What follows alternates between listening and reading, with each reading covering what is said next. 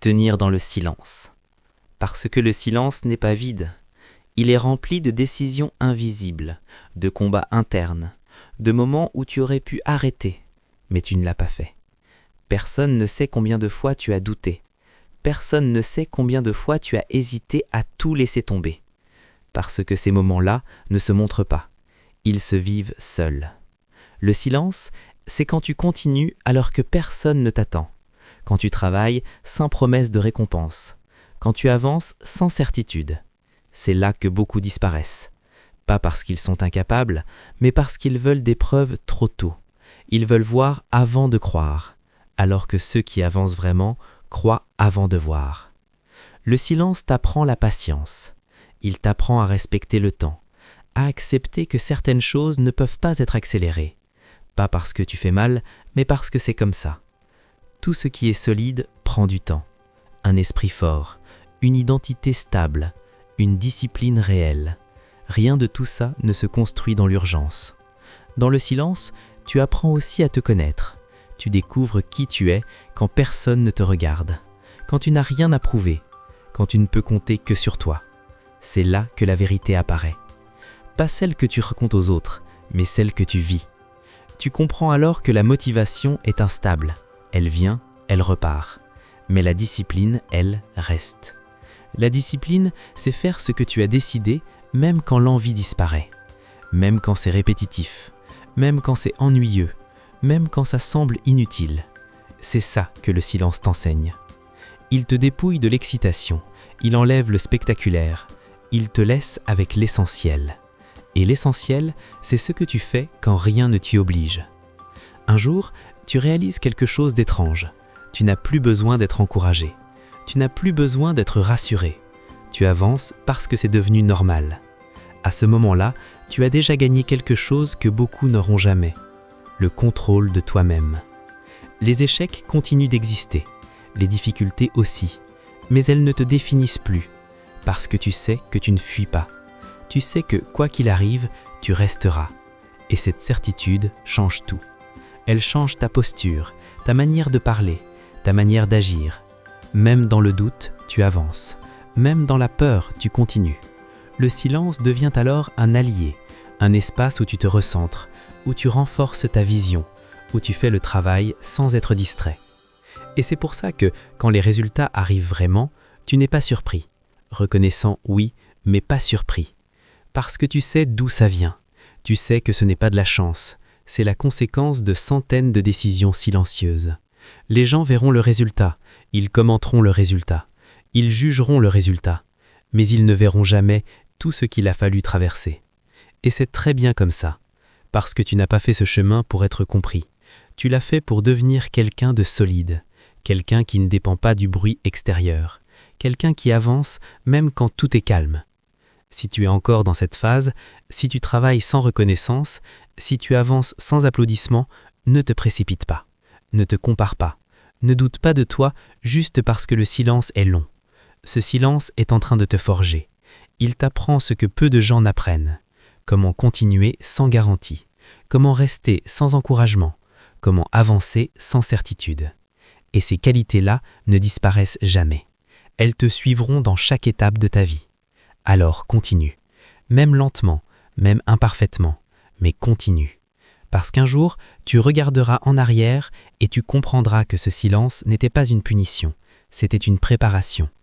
Et les préparations les plus importantes ne préviennent jamais. Parce que si tu avais su à quel point ce moment allait te transformer, tu aurais peut-être eu peur. Pas de l'échec, mais de ce que tu allais devoir laisser derrière toi.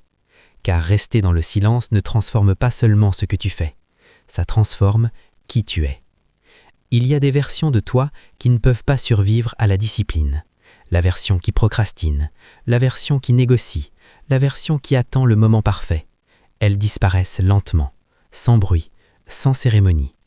Et au début, ça fait bizarre, parce que même tes anciennes habitudes te manquent, même tes excuses te rassuraient. Le silence enlève ça aussi. Il enlève le confort de l'auto-illusion. Tu n'as plus personne à impressionner, plus personne à convaincre, plus personne à accuser. Alors tu te retrouves face à une question simple. Qu'est-ce que je fais maintenant ? Et cette question revient, encore et encore, chaque matin, chaque soir. La différence, c'est que maintenant, tu n'y réponds plus avec des mots, tu y réponds avec des actes. C'est là que la discipline devient réelle, quand elle n'est plus une idée, mais un comportement. Tu ne te lèves plus parce que tu es motivé, tu te lèves parce que c'est l'heure. Tu ne travailles plus parce que tu es inspiré, tu travailles parce que c'est ce que tu fais désormais.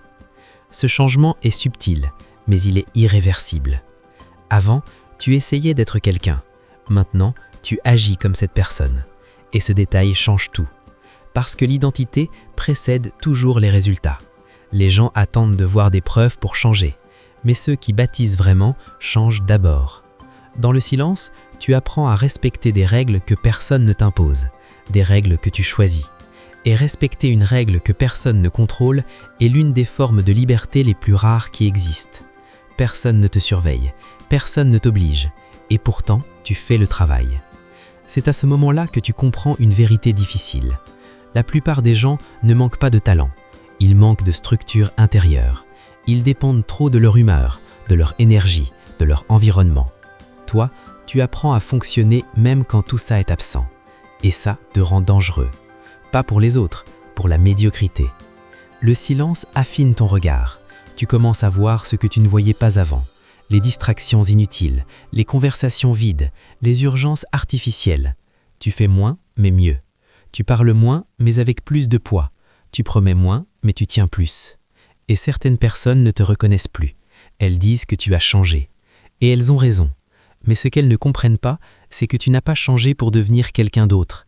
Tu as changé pour devenir cohérent. Cohérent entre ce que tu dis et ce que tu fais. Cohérent entre ce que tu veux et ce que tu construis. La discipline te rend prévisible. Pas pour le monde, pour toi-même.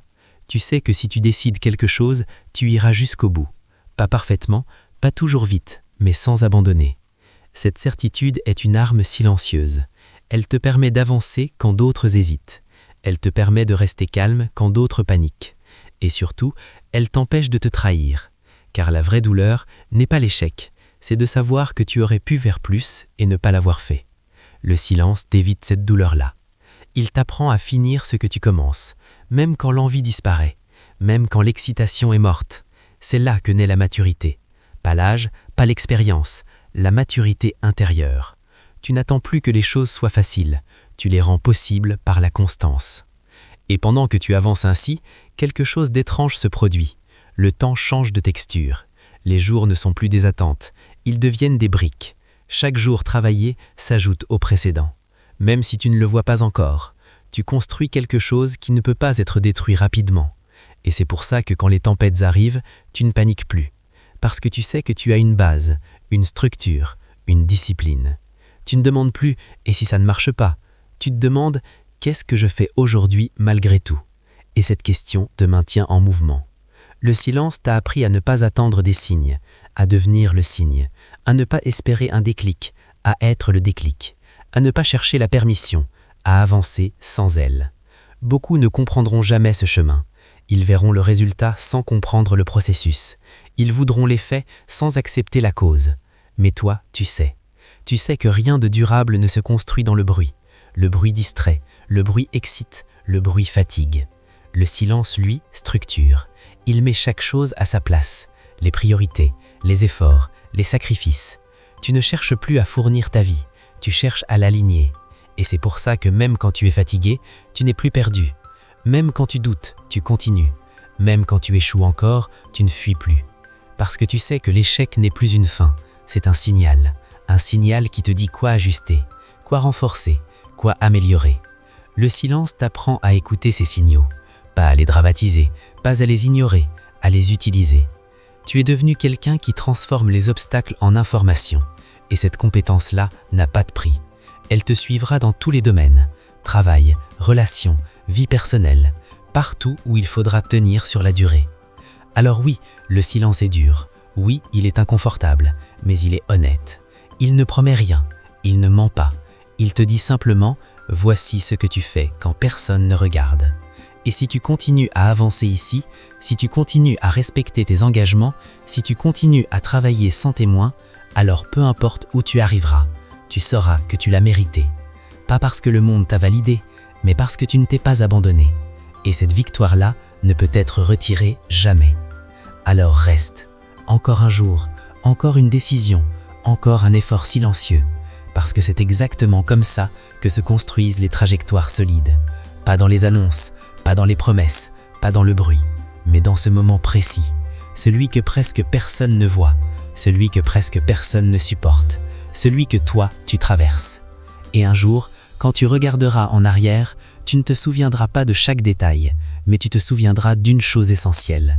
Tu es resté, et ça a tout changé.